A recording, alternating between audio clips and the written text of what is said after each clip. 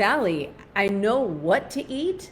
I just can't do it all the time. And let's start by sitting up tall or standing tall, whatever you're doing, and joining me in 3 deep breaths. So I'm sitting, so I'm going to cue you like that. So basically, I'm going to close my eyes, and I'm going to just feel my ears over my shoulders, over my hips.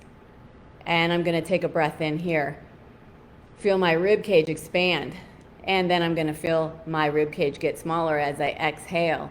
Continuing with that visual in your mind, I want you to notice approximately a right angle at the hips where your torso, where your legs meet your torso. Then I want you to continue scanning down your body and notice another approximate right angle at your knees, if you're sitting, that is. So just notice that. Notice your thigh bones coming straight out from your hips. And then notice that right angle approximately, depending if you're sitting or what kind of a chair height you're in. If you're standing, that won't be there, obviously. And then the next thing you're going to notice is your ankles and your feet. And I want you to also notice equal weight on your left and right foot. And maybe take another deep breath in, expanding that rib cage 3-dimensionally. And then blowing out through your mouth like you're blowing out a candle. It's always good to just ground ourselves first. So these are things that I do that help me with my food choices. So getting back to willpower and that topic, I don't consider myself to have any willpower whatsoever. And I did not employ willpower to lose the weight that I've lost and kept off all these years. And I've also changed how I talk about my eating. So in other words, I don't use the term willpower. I don't expect myself to have willpower because I don't. I don't expect myself to eat perfectly because I don't. I do have a routine with my eating, and I do make a loose plan for what I'm going to eat every day, and I don't always stick to it. So when I don't, I call that, instead of saying like I blew it or I'm such a loser or whatever, I typically say I ate spontaneously. That word has no attachment of like shame for me, so that's why I use that word. So I ate spontaneously. So I want to give you an example of what spontaneous eating looks like for me.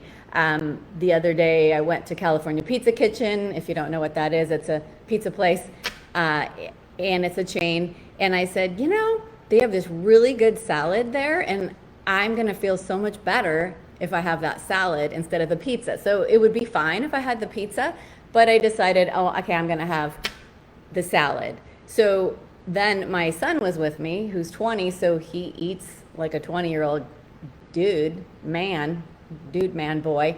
And so he had 2 pizzas, and he doesn't really like the crust. So I ate the crust on his. And so as the meal wore on, it turned out I ate basically all of the crusts off of 2 of his individual sized pizzas, which are generous. They're bigger than my face, okay? So, and they're thick. So I was like, well, Sally, you might as well have just had a pizza, So bless my heart, how cute am I? So here's the deal. So there's an example of spontaneous eating. Now I came home and I thought, well, I ate that pizza, I ate spontaneously. So instead of beating myself up, well, first I had a brownie because we had some brownies left over, and they were like 3 weeks old and kind of stale. But by that point, it was like, who cares? Just bring on the carbs, right? So then what I realized, instead of beating myself up, I said, hey, I bet I'm having a feeling. I bet I could do some journaling. So that was exactly what I did. So let me back up a second before I share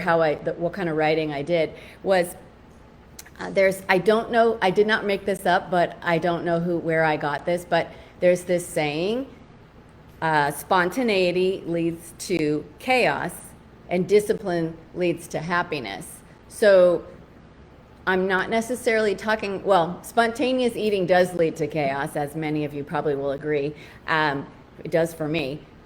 But the discipline I'm talking about is not necessarily just about my discipline with my food. It's my discipline with my writing. So I do commit to write. Whenever I eat spontaneously, that's the discipline, is that I write after. So because discipline leads to happiness.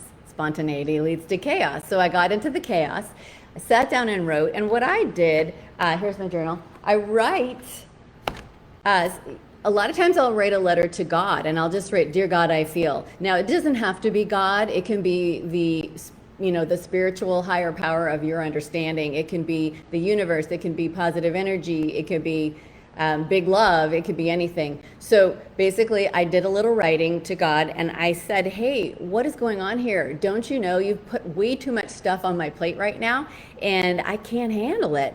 And so I turned to the food, and it just happens sometimes because I'm so cute.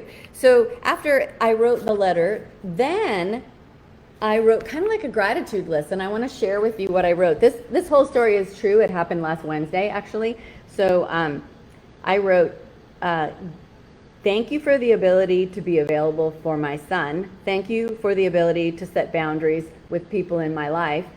Thank you for the ability to deal with my father's affairs. Thank you for the clarity about how to balance all of this.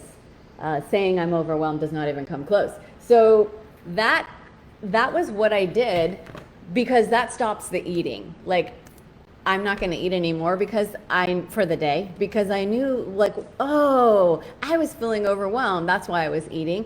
And so now, then I was able to get to the root cause and stop, and then go on with my big, amazing life. So that's one of the tools I use all the time when I eat spontaneously, and I let myself off the hook. So I just wanted to say I'm petting my dog down here on the floor. I just want to say that's how I cope with, if you're a person that's prone to eating spontaneously, like I am, that has never gone away from me. However, I will say that my bouts of spontaneous eating have gotten smaller and smaller and farther apart. So when they come, I don't shame myself. I do the writing and I move on. And so let me see if I've covered everything I wanted to cover here. So yeah, willpower doesn't work for me. I do spontaneously eat sometimes, and that is just the way it goes. And I journal and move on. And then, so basically, I just wanted to say that if you want more tips like these, you want to head over to my page. It's called Sally Bartlett, and give me a like. And also, on that same note, if you like these tips, I've actually written an entire book, 365 little stories like these, and they tell how I live my life. So that book I've been working on it for 15 years. It's actually getting edited right now. That's your call to action for today, is to enjoy your day and be gentle with yourself, and think about how you talk about your food, and think about how you talk to yourself, and keep sitting tall. There we go. I fixed that. Okay, so that's it for today. And I hope your day is wonderful, whatever you do. Bye-bye.